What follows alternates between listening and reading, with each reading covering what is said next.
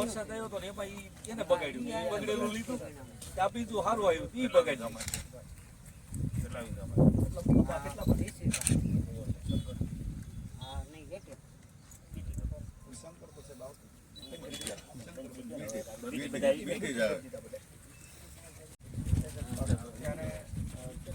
તડકો આવશે ને એટલે ફૂટ લાગવાના પ્રશ્નો શરૂ થશે.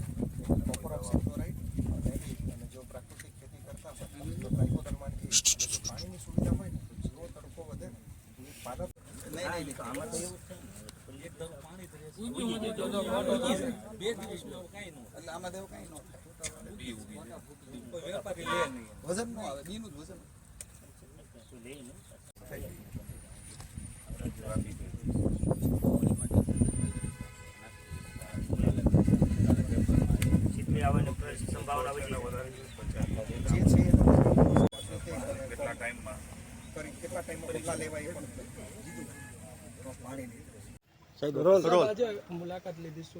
ગઈકાલે જ કમોસમી વરસાદના કારણે એમાં પણ કમોસમી વરસાદ ભારે છે. માનનીય મુખ્યમંત્રી ભૂપેન્દ્રભાઈ પટેલે તરત જ મંત્રીશ્રીઓ સાથે બોલાવીને ચર્ચા કરી. ડેપ્યુટી સીએમ પણ હાજર હતા. માનનીય હર્ષભાઈને નક્કી કર્યું કે જે જિલ્લાઓમાં વધારે વરસાદ છે ત્યાં તાત્કાલિક મંત્રીશ્રીઓ પહોંચી ગઈકાલ રાતે જ બધા એ વિસ્તારમાં પહોંચી ગયા છે. જેમ કે આજે હું ભાવનગર આવ્યો છું એમ ગીર સોમનાથ ને જૂનાગઢ, વાજાજી અને અમારા અર્જુનભાઈ મોઢવાડિયા એ પહોંચ્યા છે. અમરેલીમાં કૌશિકભાઈ વેકરિયા પહોંચ્યા છે. નરેશભાઈ તાપી, જયરામભાઈ પહોંચ્યા છે. તમામ રિયલ ટાઈમ મોનિટરિંગ અને અહેવાલો માનનીય મુખ્યમંત્રીશ્રી તમામ કલેક્ટરો પાસેથી, ધારાસભ્યશ્રીઓ પાસેથી, સંસદ સભ્યશ્રીઓ પાસેથી મંત્રીશ્રીઓ સાથે ચર્ચા કરીને લઈ રહ્યા છે.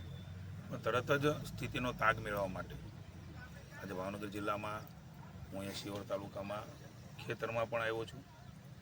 ખેડૂત પણ જીવાભાઈ અમારી સાથે છે. કુદરત રૂટતી હોય છે ત્યારે આપણે જાણીએ છીએ કે ખૂબ મુશ્કેલી હોય છે, પણ સરકાર તરીકે સધિયારો આપવા, સમજવા અને કેવી રીતે એને સધિયારો આપીને સહયોગી થઈ શકાય તે માટે થઈને માત્ર 5 જિલ્લા પૂરતા નીકળ્યા છીએ જ્યાં વધારે વરસાદ છે. પણ તમામ જિલ્લાના અહેવાલો હું ખેડૂત મિત્રો બધાને કહેવા માગું છું તે જોડાયેલા છે.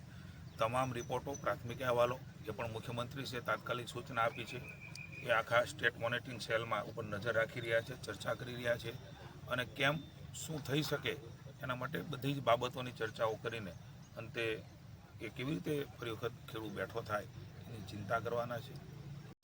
આજે અમે અહીં આવ્યા છીએ.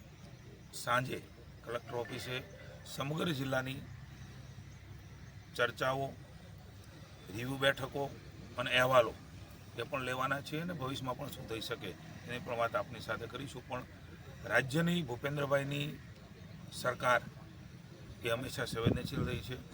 ખેડૂતોની પડખું આપીને એમને મદદ કરવા માટે સંવેદનાથી, લાગણીથી એમની સાથે ઊભી છે.